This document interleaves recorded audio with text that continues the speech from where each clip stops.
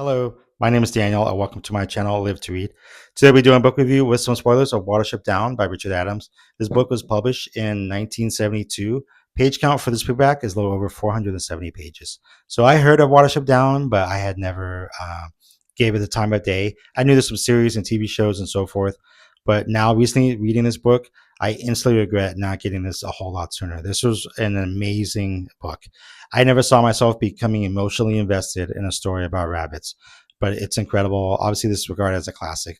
And what's very interesting and sort of fascinating is that Richard Adams does world building in this book, almost like Lord of the Rings. So you discover as the reader that these rabbits have their own culture, their own language, own mythology and folklore and so forth while you go through this book. So this takes place in the countryside in England, and then the rabbit's home is referred to as a warren. So there's two rabbits who are brothers. The main protagonist, his name is Hazel. He ends up becoming the leader throughout this story. He's very humble, very decisive. His brother, who's his name is Fiver, he's very fidgety, very on edge. He's referred to as Seer, and he ends up having visions. And then one day he has a vision that their warren is going to be destroyed.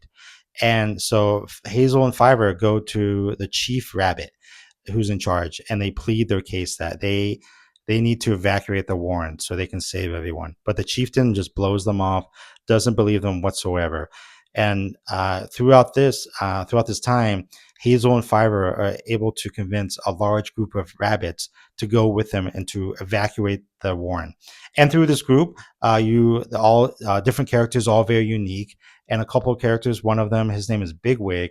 He's sort of a soldier, a gentle giant. He plays a very important role in this book. He's sort of a protector and will do anything and everything for the group. Another rabbit, his name is Dandelion, and he's referred to as a storyteller.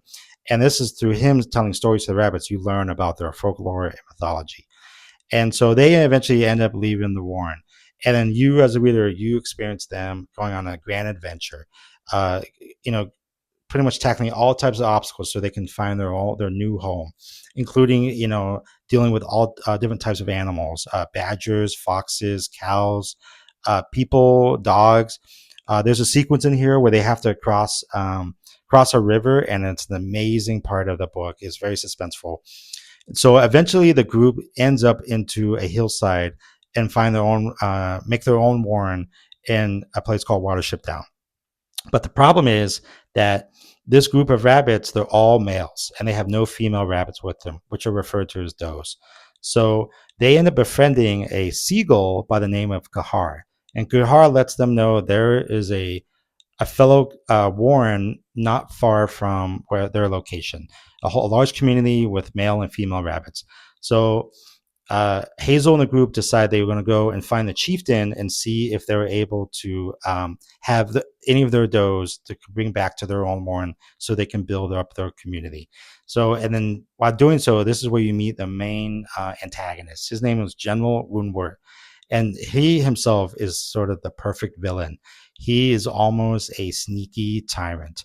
I'm not going to spoil the ending, but what you find out, he goes to great lengths to get his revenge against Hazel and the group. It's almost, I was not expecting it from this book. It's almost violent in nature of what happens. But as a whole, it's an incredible story. And there's an epilogue in here in this book. Like I said, I'm not going to spoil it. It got me in a way that I never expected I would cry about rabbits, and which I did. This is a satisfying read. And if you're just looking for a really cool, different adventure book, like I said, with rabbits of all things, I would highly recommend Watership Down. It's an amazing book. And if you like the content, please like, comment, subscribe. And as always, thank you so much for taking the time to stop by.